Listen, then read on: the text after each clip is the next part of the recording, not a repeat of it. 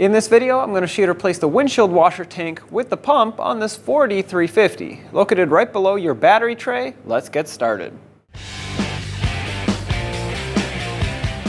Let's disconnect the battery. This will be located on the passenger side right behind the headlight. This is your negative battery terminal. Always disconnect this first. Let's undo the negative battery terminal. There's an 8mm mounting nut that holds this clamped on nice and tight, so loosen it up.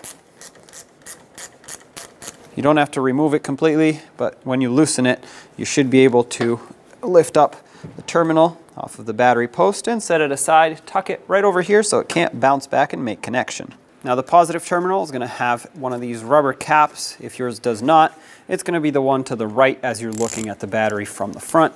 Same 8mm mounting nut that locks in the terminal. Loosen it up, lift up the terminal off the battery post, set it aside. Careful of these wires right here, you don't want to damage them. At the back of the battery, it's kind of tucked back here, but you'll see a long 8mm headed bolt. This is what holds down the battery hold down. We're going to have to remove this bolt.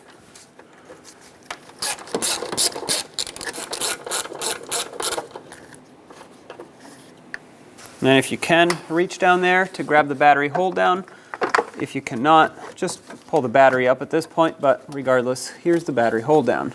Now the battery is heavy, so be prepared to set it down somewhere or even get some help if you need to have two people lifting this up. Hopefully yours has a strap as well, so grab it, lift it straight up.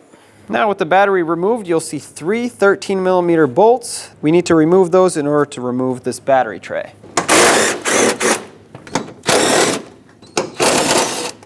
Take the tray out. At this point, we have a few things to unclip before the tank can come right out. First off will be this hose right here.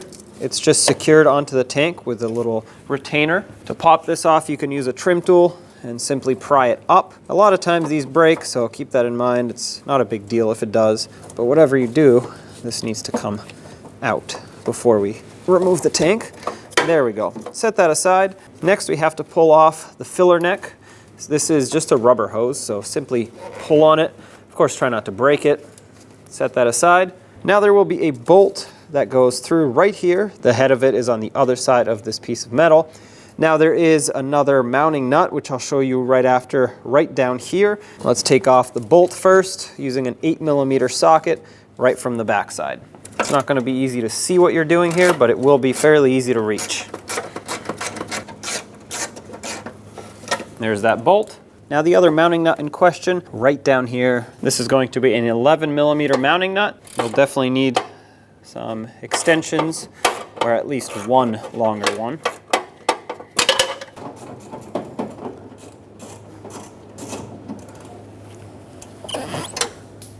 Okay, the mounting nut is off, but it did fall on the ground. That's all right, I'll get it later. Now you can grab onto the washer tank, pull it up. Mine is somewhat full. Okay, slide it off of that stud.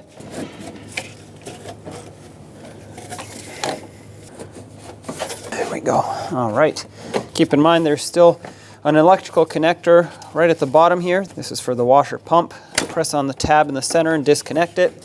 And now you can lift your washer tank out fully. And with the washer tank lifted up out of the way, all the way, you can follow this hose and you'll see where it connects right here. We can unplug it, but be sure to plug it up really quickly because from the pump end, it's going to start leaking. But the new washer tank comes with a new hose.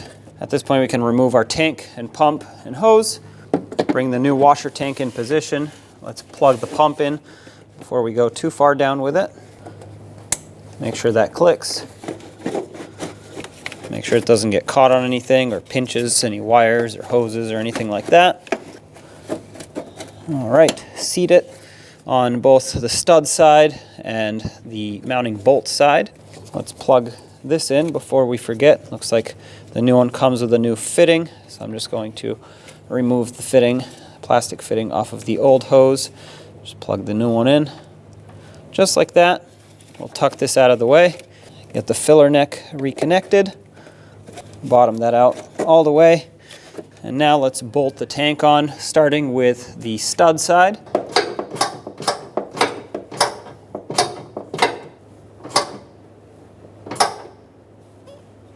Okay, get this nice and snug. Get your tool out of there. Now let's get the bolt in that goes through this little clip here.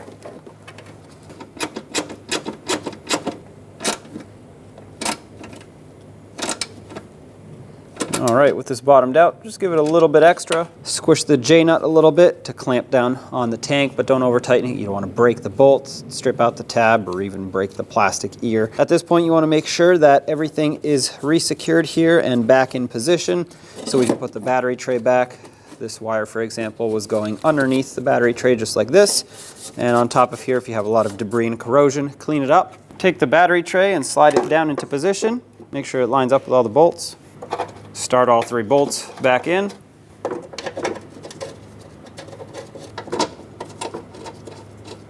Snug them up.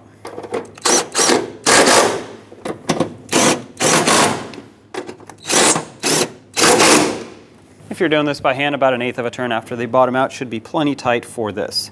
Now, let's reinstall the battery. Take the battery, carefully drop it in. Now the battery hold down, you want to make sure it's facing the right way with this cutout facing towards the battery and the flat side facing away from it. Now drop the bolt down and use that to guide the hold down in position and center it up. There we go. And start that bolt in carefully. You don't want it cross-threading. It would be a good idea to put a little bit of anti-seize or even grease, whatever you have, on the threads of this bolt. Often these tend to corrode, and that should slow things down. Now put that 8mm socket back on and tighten it up. That's bottomed out and snug. Give it about 1/8 of a turn more. That's plenty tight. Put the positive terminal on first. Make sure it's clean, free of any debris, grease, or even corrosion. Bottom it out all the way. You want the top of the terminal or the top of the battery post to poke out through the terminal. Take that 8mm socket or wrench, whatever you were using, and snug this up. Now what you want is to just get it a little bit snug and then try to spin it. If you cannot spin it like this, that is plenty tight. You do not have to keep tightening until this stops. That would be way over tightened and it'll stretch out the terminal. So that's plenty tight right there. Cover this back up. Now take your negative battery terminal, put it on the post. It might make a spark when you touch it.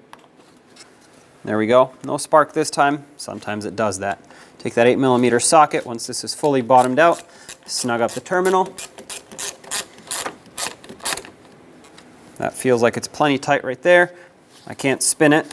That's perfect. You don't want to keep going until this bottoms out. It'll stretch out the terminal. Once you're done with the repair, open the filler cap and add about 1 gallon of washer fluid to fill up the tank.